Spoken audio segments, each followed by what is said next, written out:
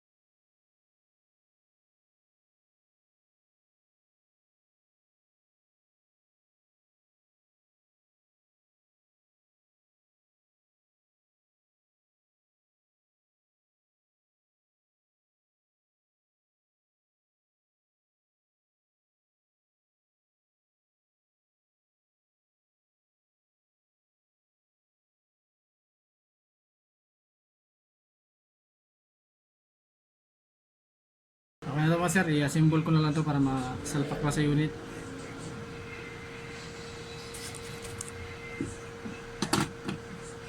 Goods na to.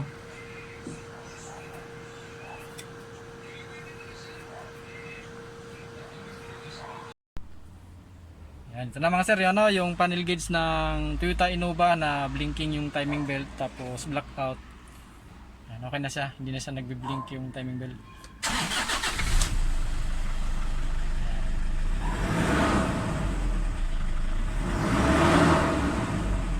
Ayos na. Malakas pa yung ilaw mo sir. Yan. Ganda.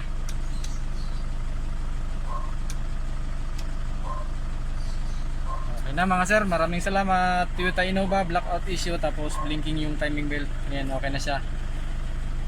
Galing lang si sir ng Bacoor lang sir, no? Galing lang sir. Itas mo din ako, office ko dun. Galing bang.